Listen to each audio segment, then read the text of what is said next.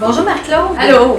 Bienvenue à notre rendez-vous 100% capsule pour tous. Merci. Tu sais que tu es la première qui participe à notre session d'information. Oui, merci. Bien, c'est tout naturel parce que Marc-Claude, toi, tu es la spécialiste technique de nos produits chez Club Piscine. Puis aujourd'hui, on va parler de notre thermopompe jacuzzi. Alors, si je te demande, Marc-Claude, ce que je vois là, la thermopompe en arrière, c'est quoi qu'il y a là-dedans? Qu'est-ce qui se passe dans ça? Dans toutes les composantes, dans toutes les thermopompes, on a 4 composantes. Donc, on a un évaporateur, un échangeur de chaleur, un compresseur et une valve d'expansion.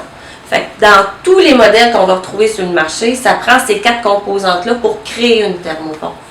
Par contre, certaines composantes qu'on peut ajouter fait en sorte qu'on va se différencier de notre compétition.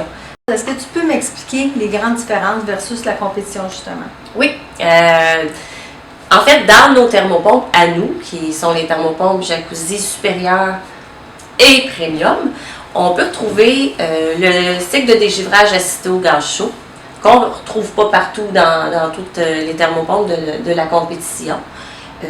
Il peut y avoir une différence entre les valves d'expansion. On peut avoir des différences au niveau des garanties, des contrôles, des caissons qui peuvent être de matières différentes. Fait que ça en est quelques-unes. Tu m'as parlé du cycle de dégivrage assisté au gaz chaud. Tu as une belle grande phrase. Oui. Est-ce que tu peux m'en parler plus de ça? Un cycle de dégivrage assisté au gaz chaud va inverser le gaz, donc il va faire dégivrer l'évaporateur, parce que c'est normal qu'un évaporateur vienne givrer. Oui, on voit ça à l'arrière de nos thermopompes selon les soirées froides, peu importe. Exactement. Ça va faire une espèce de petite couche de glace. Exactement. Le fait d'avoir un cycle de dégivrage va inverser le gaz pour aller réchauffer l'évaporateur. Puis il ne faut pas oublier qu'une thermopompe, c'est un échange thermique. Donc, il faut, quand on va inverser le gaz, que la thermopompe aille chercher un peu de chaleur à quelque part pour la transmettre à l'évaporateur. C'est à ce moment-là qu'on va aller retirer un petit peu de chaleur dans l'eau pour l'amener à l'évaporateur. Donc, on ne va pas créer une eau froide, on ne va pas lancer l'eau froide dans la piscine, on va seulement, pendant 2-3 minutes, retirer un peu de chaleur de l'eau pour la transmettre à l'évaporateur. Ce qui est vraiment pas long. Ce qui est très, très pas long. Et si on met notre main devant le retour d'eau, on ne va pas sentir une eau froide sortir, on va sentir l'eau de la piscine, la température de la piscine qu'elle est là. Il y a un client qui se présente, Marc-Claude, dans nos magasins et qui arrive, moi, je veux une thermopompe réversible. Là, c'est quel langage qu'on prend, quelle approche finalement? On sait très bien que le consommateur veut parler d'une thermopompe qui va être dégivrable. Parce qu'il ne faut pas oublier qu'il y en a qu'elles ne le sont pas. On a un dégivrage passif qui fait en sorte que si ton givre se crée, ton compresseur arrête. C'est quoi ça, passif? Explique-moi ça encore. Donc, on a un cycle de dégivrage qui est disponible dans certaines thermopompes. Certaines ne l'ont pas. Puis à ce moment-là, ce que ça fait, comme je vous disais tantôt, c'est qu'un givre, c'est normal qu'il se crée, vu qu'on a une grande différence de température d'air et d'eau, un givre se forme. Si on n'a pas le cycle de dégivrage assisté au gaz chaud, ben là, quand il y a un givre qui est formé, la thermopompe va arrêter, le compresseur va arrêter, puis la fan va continuer de tourner. C'est ce qu'on appelle passif? Passif, exactement. Parce que là, on va attendre que la glace ou le givre disparaisse ou fonde par lui-même. Puis un coup que la thermopompe elle est dégivrée, là, le compresseur va repartir. Mais ça peut prendre des heures. C'est ça, selon les nuits. Exactement. Fait que pendant qu'on dégivre, ben là, on perd notre température qu'on a accumulée dans l'eau parce qu'on n'en crée plus de chaleur. Tandis qu'avec cette belle composante-là, ou ce beau feature-là, ben, à ce moment-là, nous, le cycle de dégivrage va embarquer, va prendre 2-3 minutes et la thermopompe va repartir. Et elle va continuer à chauffer. Maintenant, si j'ai bien compris là, que le cycle de dégivrage assisté au gaz chaud, apprenez-le, je suis capable, vous êtes capable. On sait l'importance que ça a, tu viens de nous le démontrer.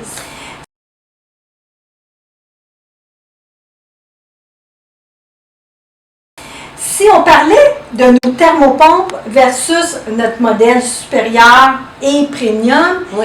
quelle est la grande caractéristique, excusez-moi, où finalement on est bonifié par rapport à la compétition? OK.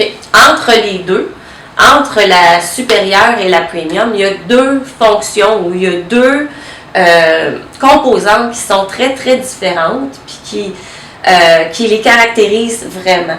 Je vous ai parlé tantôt, les valves qui diffèrent d'une thermopompe à l'autre. Quand on parle de valves, il y a 3 valves qui existent sur le marché. On a les tubes capillaires, on a des valves d'expansion thermostatiques et on a des valves électroniques. Donc, je vous ai nommé les valves en ordre, c'est volontaire. Donc, je vous explique chaque valve, puis je vais vous donner en fait les avantages de chacune de celles-ci.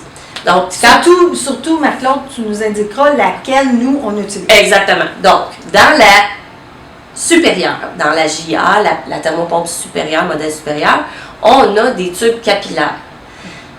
Une valve d'expansion, ce que ça fait, c'est que ça va réduire ou augmenter la pression du gaz pour le transformer et donner un débit, transformer ton gaz liquide en gazeux, si vous voulez. Ton réfrigérant, moi je dis gaz, mais c'est du réfrigérant. Dans les tubes capillaires ont un débit, ils ont une pression et la thermopompe va toujours travailler avec cette même pression-là. D'accord. À quoi ça sert? C'est que quand on a une thermopompe et qu'on a des climats qui changent, Fluctuant, là. quand ça fluctue, la thermopompe avec un tube capillaire, elle ne va pas s'adapter. Elle va toujours travailler de la même façon. Ça, c'est la première. Quand on parle d'une valve d'expansion thermostatique, la thermostatique, elle, fonctionne. Puis ça, cette valve-là, on la retrouve dans la plupart des autres compagnies, chez nos compétiteurs, dans les thermopompes qui sont oblongues. OK. La plupart qui sont, oui, exactement, qui ont l'évaporateur qui est tout le tour. Ah, d'accord. Cette valve-là, elle a une intelligence ou elle fonctionne à des valeurs données déjà. C'est prédéterminé. Donc, à telle température, elle va aller chercher tel degré de pression. OK. Donc, tu sais, c'est toutes des valeurs qui sont données, préétablies. Préétabli. On ne peut pas changer ça, je ne peux pas peser ses pitons. Non. C'est déjà comme ça. C'est ça. Elle a une capacité d'adaptation, mais donnée. On ne retrouve pas ça chez nous. Non. Nous, on a la valve d'expansion électronique, ce qui est la Cadillac des valves, parce qu'elle a un cerveau, si vous voulez. Elle va s'adapter. C'est intelligent. Tout à fait. Donc, à chaque fluctuation de température, elle va travailler parfaitement. Donc, elle va s'adapter à toutes les températures qu'on a extérieures. Elle ne fonctionnera pas pour rien. Elle ne va pas forcer pour rien. Puis, elle va donner un niveau de performance continu. Fait que c'est majeur comme différence. Et là, on comprend pourquoi le client paierait un peu plus pour le modèle premium. Après les valves, Marie-Claude t'a parlé de certaines choses, là, on a plusieurs points. Il reste-tu des caractéristiques à jaser? Oui, il y a en fait, en plus des valves qui sont différentes entre la supérieure et la premium, on a aussi le filtre assécheur. Le filtre assécheur a en fait 2 fonctions qui sont très importantes aussi. Fait que vous avez vraiment 2 choses qui sont très Distinctes, oui, dirais? Complètement.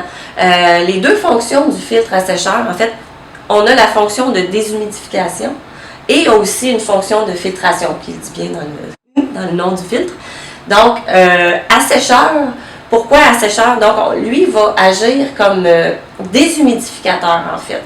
Il va empêcher la formation d'eau ou de condensation d'entrer à l'intérieur du compresseur, parce que si on a de l'eau qui se mêle au compresseur, ça peut faire j'imagine que ça en enlève l'efficacité. Du réfrigérant. Oui, ça va réduire l'efficacité du réfrigérant et aussi peut endommager à long terme.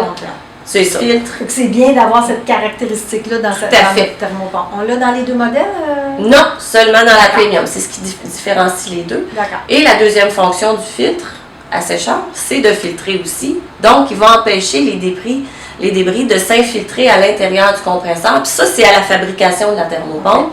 Donc, il peut s'infiltrer des petits débris. Puis, ça fait en sorte que ça donne une meilleure protection à la thermopompe, donc qui va prolonger sa durée de vie. Là, on a expliqué le côté technique. Oui. Mais si on fait on va prendre le mot pitch de vente par rapport à ça, l'assècheur, puis le filtre, toi, tu dirais quoi? Comment amener le vocabulaire au niveau de notre pitch de vente? En fait, un filtre assècheur, en somme, si c'est ça ta question, c'est que ça va prolonger la durée de vie du compresseur de la thermopompe. Donc, ce serait un bon point de vente, dire on a un filtre assècheur, ça va vous allonger la durée de vie de votre thermopompe. Puis ça va conserver le réfrigérant. Ainsi que le filtre qui, lui, va prévenir les petits débris qu'il y a Exactement. à avoir. Mais Tac nous a bien expliqué ces caractéristiques-là. Je prends une petite seconde pour dire à tout le monde que chez Clubicide, on a des belles brochures.